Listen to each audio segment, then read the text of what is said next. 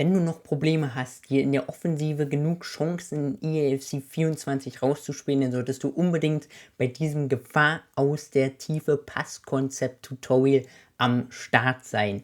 Wenn du weiterschaust, wirst du verstehen, was ich mit Gefahr aus der Tiefe meine, und es ist wirklich extrem stark, kann ich jetzt schon mal sagen. Vor allem gegen stärkere Gegner hilft mir dieses Passkonzept am Ende wirklich, das entscheidende Tor zu machen. Und es kann euch ebenfalls dabei helfen, genau dies zu erreichen. Und damit ihr am besten kein weiteres Video oder keinen Livestream mehr von mir verpasst, solltet ihr am besten direkt ein Abo dalassen, dann verpasst ihr kein Video, keinen Livestream mehr.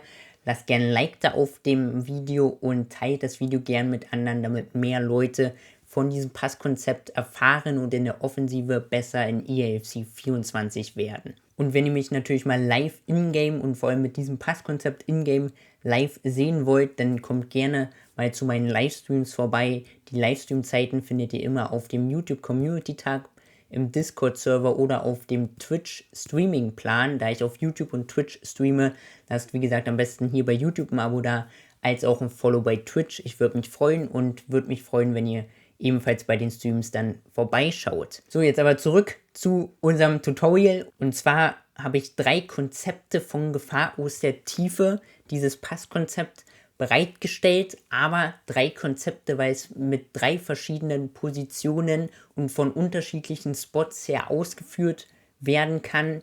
Und deswegen habe ich 3 verschiedene Varianten zum ähnlichen Passkonzept, aber ihr werdet sehen, was ich damit meine, denn es ist nicht nur, dass ihr es immer nur da anwenden könnt, sondern auch in ganz anderen Spots, die ihr eventuell am Anfang gar nicht kennt, und deswegen glaube ich fest daran, merke es selbst auch in-game, dass die meisten Gegner dieses Passkonzept gar nicht erwarten und deswegen das so überraschend kommt und in engen Spielen vor allem den Unterschied machen kann, und deswegen ist es so brachial gut, weil die meisten Gegner damit gar nicht rechnen. Und zwar beginnen wir mit Gefahr aus der Tiefe mit deinen ZM, und das ist auch die meistgenutzte Variante und auch die effektivste Variante, weil sie einfach am meisten Möglichkeiten bietet, aus den unterschiedlichsten Situationen das meiste rauszuholen. Und da habe ich auch 3 Szenen vorbereitet und bei den anderen jeweils nur eine. Und dann gehen wir rein, Gefahr aus der Tiefe mit deinen ZMs. Wie gesagt, in allen Tutorials, wenn ihr noch keine anderen Tutorials von mir gesehen habt, schaut euch unbedingt die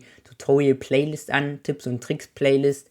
Da erfahrt ihr noch ganz andere Tutorials, und in jedem Tutorial handhabe ich es so, dass ich am Anfang erstmal die Szene komplett durchlaufen lasse in voller Geschwindigkeit, und danach gehen wir in halber Geschwindigkeit nochmal im Detail in die einzelnen Schritte rein. Also würde ich sagen, starten wir auch direkt. Wie gesagt, wir kommen hier über die Außen und jetzt achtet ihr nur auf Sanchez. Zack, hier, dieser Pass, Junge, aus dem Nichts. Könnt ihr einfach ablegen und rein das Ding.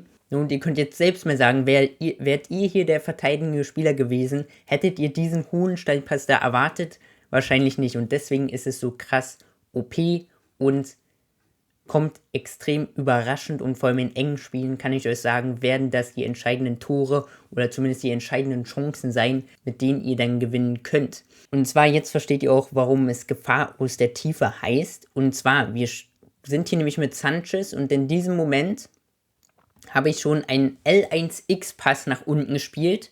L1, ganz wichtige Taste für dieses Konzept, damit ihr euren Spieler schicken könnt. Und in dem Fall, was ich ja am Anfang meinte, Gefahr aus der Tiefe mit deinen ZMs, weil wir hier mit Sanchez, unserem ZM, diese Situation erst herausbeschwören. Und Gefahr aus der Tiefe ist, weil unser ZM hier so weit hinten ist und seine letzte Linie ist hier.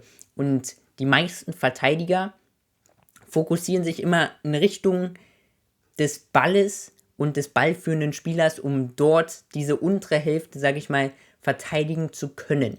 Was sie aber oft nicht bemerken, ist, wenn plötzlich irgendein Spieler, wenn du jetzt, sage ich mal, deinen Spieler, was wir jetzt machen, aus dieser hinteren Sache schicken, er wird es vielleicht am Anfang merken, okay, der hat den Spieler jetzt geschickt, aber er konzentriert sich erstmal darauf, auf unseren ballführenden Spieler jetzt zu verteidigen, und wie ihr jetzt auch seht, er konzentriert sich mit beiden Spielern zweimal gewechselt, nur darauf, unseren ballführenden Spieler anzugreifen. Und weswegen das so überraschend kommt, Gefahr aus der Tiefe. Ihr seht, Sanchez läuft immer noch. Und ihr werdet sehen, wir verzögern jetzt hier nur und er läuft immer noch.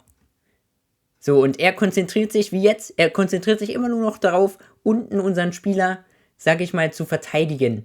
Und deswegen kommt es so überraschend, weil unseren durchgelaufenen Spieler, der letztlich unser Anspielpunkt am Ende sein wird, auf den achtet er gar nicht, weil die meisten Verteidiger sich immer nur auf den ballführenden Spieler und eventuell den nächstmöglichen, in dem Fall unseren Außenspieler, fokussieren. Und deswegen Gefahr aus der Tiefe, vor allem da ihr ihn so weit hinten geschickt habt, läuft der und geht komplett unter. Wir verzögern nur so lange mit unserem Dribbling mit dem ballführenden Spieler, bis wir merken, dass unser durchgelaufener Spieler, wie ihr jetzt hier seht, auf der letzten Verteidigungslinie ist. Und dann spielt er einfach einen L1-Dreieck-Steilpass in diesen Lauf rein. Zack, und ihr merkt, wie gesagt, bis dahin und jetzt selbst. Bis dahin hat er gar nicht gemerkt, dass da einer lang gelaufen ist. Und deswegen habt ihr meistens so viel Platz, weil dieser Spielerwechsel war auch nur, weil er sehr wahrscheinlich Spielerwechselbälle in der Luft eingestellt hat und deswegen war dieser Wechsel nur automatisch, sonst hätte er wahrscheinlich gar nicht diesen Wechsel gemacht. Und deswegen ist es krass, ihr habt so viel Raum und dann ist es einfach nur noch easy einmal zurücklegen und ein Tor machen. Und ihr werdet so häufig dann diesen Steilpass machen und dann oft einfach nur zurücklegen müssen oder nochmal kurz verzögern oder selbst ein Tor schießen. Deswegen, ihr schafft euch damit so viel Raum und ihr habt gesehen, er hat es gar nicht gepeilt, dass da einer durchgelaufen ist, auch wenn er es eventuell am Anfang, wo wir ihn geschickt haben, eventuell gemerkt hat. Aber deswegen kommen die so überraschend und ihr seht selbst, ne, er war komplett perplex. Und dann gehen wir auch in die nächste Szene für Gefahr aus der Tiefe mit unseren Settings. Wie gesagt, ich lasse einmal komplett durchlaufen. Let's go. So, wir sind hier außen. So, hier, gleiche Szene wieder. Da war ein bisschen lucky, aber ich kann euch gleich nochmal was anderes dazu sagen. Wir machen den Ball am Ende nicht. Und zwar hier machen wir es. So, genau. So, jetzt denkt ihr vielleicht, ja, wir haben ja jetzt mit Messi, ist ja eigentlich unser Flügelspieler. Warum ist es jetzt ZM? Weil ich von der Position des Spielers, von dem Moment an, wo ich den Spieler schicke, ausgehe. Und er ist jetzt an sich auf einer ZM-Position, das heißt ein bisschen weiter nach innen versetzt und das funktioniert in diesen oberen Halbräumen am besten mit euren äußeren ZMs. Entweder, wie gesagt, in der 4-4-2 generell habt ihr ja 2 ZMs oder in der 4-3-2-1 auch extrem gut mit euren jeweils äußeren ZMs, auch brachiale Power, 4-3-2-1, Craziness des Todes, schwer zu verteidigen. Und deswegen machen wir es jetzt so, wir sind relativ weit hinten, wir spielen auch jetzt mit Messi einen L1-X-Pass, sodass ihr mit diesem Pass, den wir spielen, L1 drückt, er dadurch nach vorne rennt, ihr sozusagen schickt, wieder aus der Tiefe, weil hier hinten im ZM-Raum, Junge, das sind noch 5 Millionen Kilometer bis zu seiner letzten Linie, wird sich der Gegner wahrscheinlich auch denken, aber genau deswegen kommt er so überraschend. So, ihr seht, er läuft, wir spielen hier noch einen weiter und jetzt beginnt wieder die Verzögerungsphase, weil wir letztlich jetzt noch dadurch, dass er aus der Tiefe kommt, sage ich mal, noch warten müssen, bis er halt auf der letzten Linie ist. Also immer schicken, dann entweder mit Passspiel oder mit Dribbling verzögern, bis letztlich unser Spieler auf der letzten Linie ist, wie jetzt. Wir haben ihn hier sogar, das war ein bisschen das Problem, wir haben ihn hier eigentlich einen Tick zu früh gespielt, diesen Pass. Wir hätten den noch ein bisschen 1-2 Schritte weiterlaufen lassen und dann spielen, dann wäre der auch, sag ich mal, besser in den Raum gekommen. So kommt er eher ein bisschen zu hoch und ist deswegen zu lange in der Luft. Und deswegen nicht so erreichbar. Und noch eine andere Sache, dadurch kann er halt auch direkt rankommen. Und eine andere Sache, oft hilft es, und das ist bei ZMs oft der Fall, dass die halt auch größer sind. Und genau zu dieser Situation jetzt, weswegen Messi da jetzt nicht die optimale Anspielstation war, sondern eher ein größerer ZM. Wenn da ein größerer ZM ist, gibt es an sich einen Bug. Und ich kann es euch sagen, selbst Messi hat sich denn hier durchgesetzt. Aber der Bug indirekt ist dadurch, dass ihr oft, wenn ihr vor allem einen größeren Spieler habt, der dann vor dem anderen hochspringt und den einfach hier in die Mitte ablegen kann. Und dadurch habt ihr so oft Tore. Vor allem, weil oft in der Verteidigung die Abwehrspieler es meistens nicht peilen, dass ein hoher Ball kommt und die sich dann irgendwie weiter nach hinten laufen, weil die, sag ich mal, und das ist indirekt dieser Ingame-Bug, den ich schon öfter erwähnt habe, weil die meisten Verteidiger, wenn sie ihn vor allem nicht angewählt haben, die laufen zu dem Punkt, wo der Ball hinkommen würde, nämlich zu diesem gelben Punkt. Deswegen ist es oft so, wenn ihr so einen hohen Pass spielt, dass der Verteidiger, wenn der Gegner ihn natürlich nicht direkt anwählt, einfach weiter nach hinten läuft, weil er zu diesem Punkt läuft, weil ja da der Ball hinkommt. Aber, und deswegen dieser Bug, und vor allem wenn ihr größere Spieler habt dort, dadurch, dass wir dann aber vor dem Mann sind, springt unser Spieler dann meistens hoch und flippt den halt an dem höchsten Punkt ab und gewinnt deswegen das Kopfballduell und kann ihn meistens reinlegen. In dem Fall, wie gesagt, kommen wir nicht ganz ran. Wir langen uns da durch, was halt auch oft passiert, und dann haben wir leider das Problem, dass wir zu spät abschließen. Und jetzt noch die letzte Szene für Gefahr aus der Tiefe mit den ZMs, also eher von den ZM-Positionen her. So, dann kommen wir hier wieder über außen, spielen nach außen, haben da schon wieder geschickt, verzögern, Chip, schwuppdiwupp, wieder zurücklegen, Schuss, Tor. So einfach. So einfach kann es doch gehen. Und zwar nutzen wir in diesem Moment Mittelmann, weil unseren Außenverteidiger wir schon geschickt haben, und wenn ich weiß, dass ich jetzt nicht direkt auf unseren Außenverteidiger spiele, sondern erst über einen und dann nach außen, weiß ich, dass er genug Zeit hat, dort durchzukommen, und das machen wir uns sogar mit Gefahr aus der Tiefe jetzt zu nutzen, weil wir genau diesen Ball hier nach unten, jetzt auf unseren Außenverteidiger, spielen wir wieder mit L1X, wenn nicht sogar L1-Dreieck, glaube ich eher. Ne, den spielen wir mit L1X. Somit schicken wir wieder unseren Spieler da oben, und jetzt beginnt wieder die Verzögerungsphase, indem wir warten, bis er auf der letzten Linie ist, was jetzt der Fall ist. Und dann spielen wir wieder L1-Dreieck, zack, genau im richtigen Timing, wie gesagt, kommt wieder über ihn rüber. Wir können ihn einfach nur einmal zurücklegen und dann wird der Ball auch reingehauen. Wie gesagt, es sieht einfach aus, ist es letztlich auch, wenn ihr vor allem das Timing hinbekommt, wenn ihr genug Ruhe habt, um die Verzögerung, sage ich mal, hinzubekommen, weil vor allem, wenn Leute mehr Druck machen, kann es halt schwer sein, die Zeit, sage ich mal, abzuwarten, bis euer Spieler da durchgelaufen ist. Aber dafür bekommt ihr ein Gefühl, und ihr könnt es ja auch mit Pässen an sich regeln, auch eventuell nochmal zurück zum Innenverteidiger und mit dem Innenverteidiger den langen Ball spielen, wozu wir indirekt gleich sogar zu einer Szene kommen, aber das kriegt ihr schon hin. Noch ein kleiner Hinweis zwischendurch.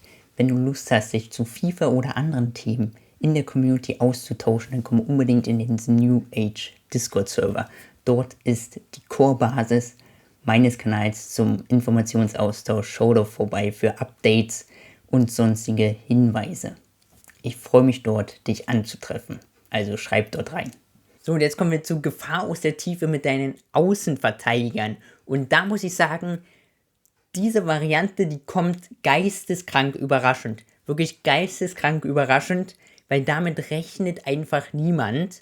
Weil am Ende, ich gehe auch hier von Außenverteidigerposition aus. In unserem Beispiel ist es jetzt trotzdem Flügelspieler, aber wie ihr gleich sehen wird, es startet von einer Außenverteidigerposition.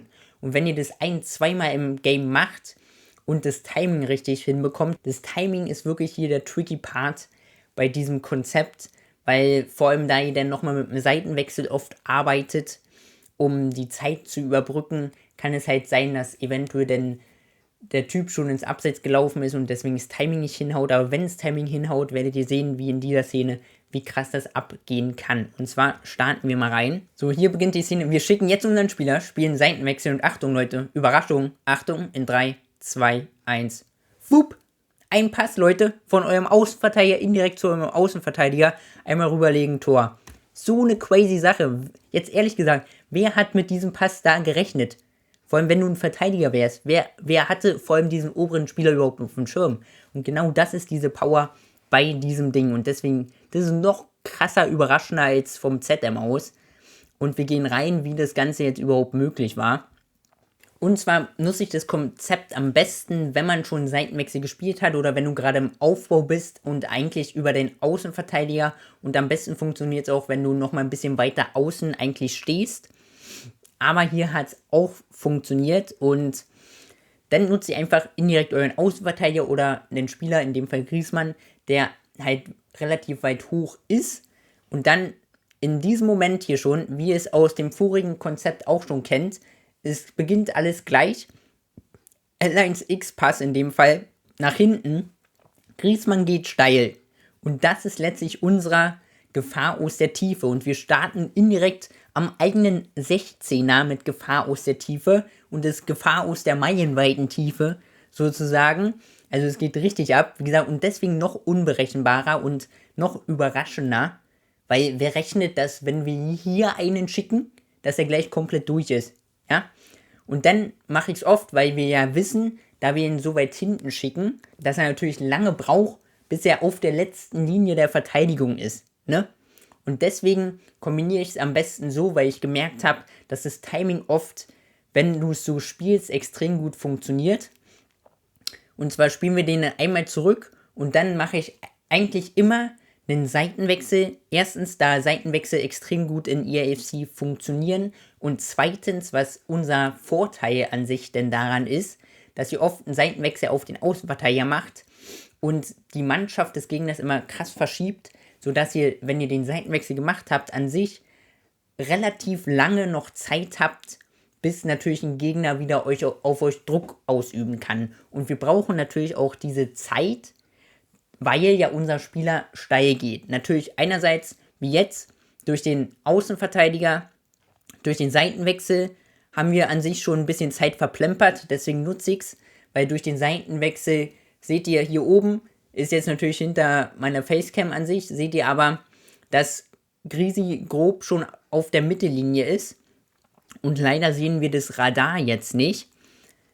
Obwohl doch, wir sehen es knapp. Hier seht ihr es ganz verschwommen und hier, jetzt sehe ich auf dem Radar und hier müsst ihr wirklich aufs Radar meistens schauen, weil ihr die meisten Kameraperspektiven diese Länge des Feldes, wenn ihr so weit hinten sind, nicht überblicken und nicht eingrenzen, sodass ihr hier jetzt schon auf euer Radar schauen müsst und dann seht ihr ja, dass Griezmann da und dann wartet ihr und schaut auf dem Radar, wann Griezmann, wie auch schon in den vorigen Konzepten, auf der letzten Linie ist und dann spielt ihr L1 Dreieckball komplett durchgeladen, also volle Wucht, einfach nach oben links, diagonal und wie gesagt, oft kommt der perfekt in den Lauf und der Gegner kann gar nicht so schnell reagieren. Am besten ist es sogar noch, wenn euer Spieler, in dem Fall hat's Mongdi, aber glaube ich nicht, den Long Ball oder langer Ballpass Playstyle am besten hat, weil dann kommen die gefühlt nochmal smoother und deutlich besser. Aber wie gesagt, selbst mit Mongdi, der den Playstyle nicht hat, funktioniert es einwandfrei. Natürlich müsst ihr bedenken, es funktioniert nicht immer, aber denkt dran, wenn ihr das 3-4 Mal vielleicht im Game macht, allein wenn es einmal funktioniert und das ist das entscheidende Tor, es ist halt mega crazy. Und wie gesagt, diesen Ball spielen wir, zack. Und wie gesagt, selbst wenn er die Controller-Einstellungen automatischen Wechseln bei Bälle in der Luft hat, wie ihr jetzt seht, fehlt ihn allein, weil euer Spieler ja von Anfang an die ganze Zeit im Vollsprint ist und er, sag ich mal, erst wieder in den Sprint starten muss. Allein dieser Geschwindigkeitsnachteil, vor allem da ihr ihn perfekt gespielt habt, als er schon auf der Linie der letzten Verteidigung war und dadurch, wie ihr seht, meistens diese 2-3 Schritte dadurch schon Vorsprung hat und meistens können die dann halt diesen Ball nicht mehr aufholen, vor allem wenn er so perfekt in den Lauf kommt, sieht man auch nicht oft und dann nochmal rübergespielt und dann easy Tor. Jetzt kommen wir sozusagen zur letzten Variante von Gefahr aus der Tiefe und das ist am und im Strafraum und das beste Beispiel für ihn echt, Kimmich kann die extrem gut, wenn er sozusagen abwartet und dann einfach einen Chipball über die letzte Kette spielt und dann Sané oder sowas, Coman mit Speed reinläuft und dann komplett blank ist. Und das ist genau dieses gleiche Konzept, das wir uns hier zunutze machen. Und zwar kommen wir hier über außen, spielen jetzt in den Rückraum und jetzt aus diesem Doppelpass und Chip und wir sind durch. Natürlich, das ist auch irgendwie komisch, merkt ihr vielleicht selbst, dass Kopfbälle irgendwie vor dem Tor irgendwie komisch von der Richtung eingegeben werden, weil ich ziele aufs Tor, aber die gehen irgendwie daneben. War schon komisch, aber ansonsten habt ihr gesehen, dass ihr mit einem kurzen Chip am Start seid und vor allem diese Variante kann ich euch wirklich entweder gegen Fünferkette Gegner empfehlen oder gegen Leute, die generell sehr tief stehen, weil damit rechnen die meisten nicht und so könnt ihr, sag ich mal, die Tiefe in euer Spiel bringen, was gegen Fünferkette und Co. generell halt schwer funktioniert, wenn die vor allem relativ tief stehen.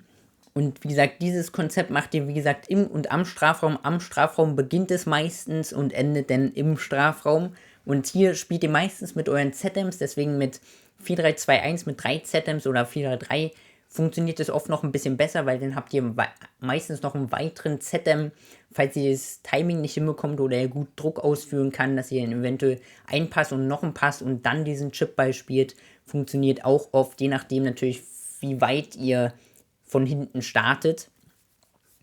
Und deswegen spielen wir diesen Ball zurück, spielen jetzt direkt L1X-Pass nach oben und hier beginnt die Gefahr aus der Tiefe und ist natürlich jetzt näher am Strafraum dran, spielt den zurück und ich warte wieder nur, bis er auf der letzten Linie ist und spielt dann wieder einen L1-Dreieckball einfach als Chipball durch und oft kommen die dann halt perfekt, wie gesagt, und er rechnet halt nicht damit und dann hat er wieder diesen 1-2 Schritte Vorsprung und dann ist es normalerweise auf jeden Fall ein easy Goal, also dass er ihn zumindest aufs Tor bringt, ne? Wäre gut, eventuell sogar Volley nehmen oder seitwärts hier nehmen, aber naja, so wie gesagt, ich hoffe, euch hat es gefallen und nutzt und probiert dieses Konzept unbedingt in eurem Spiel aus, denn es wird euch sicherlich weiterhelfen. Wenn euch das Ganze gefallen hat, lasst unbedingt ein Abo da, damit ihr kein Video, keinen Livestream mehr bei YouTube verpasst. Lasst ein Like da und teilt das Video unbedingt mit anderen, damit ebenfalls andere dieses Konzept lernen, um mehr Spiele damit gewinnen zu können. Schreibt mir auch unbedingt in die Kommentare, wenn ihr es ausprobiert habt, hilft es euch weiter oder habt ihr noch andere Konzepte, wo das extrem gut funktioniert? Lasst es mich gerne wissen. Wie gesagt, und schaut unbedingt bei meinen Livestreams auf YouTube und Twitch vorbei. Die Links dazu sind in der Videobeschreibung. Und jetzt schaut unbedingt auch noch in meine Tipps und Tricks Tutorial Playlist rein. Da habe ich noch ganz andere Tutorials zu anderen Konzepten gemacht, die euch ebenfalls weiterhelfen werden. Und zum Schluss sage ich wieder, Welcome to the New Age.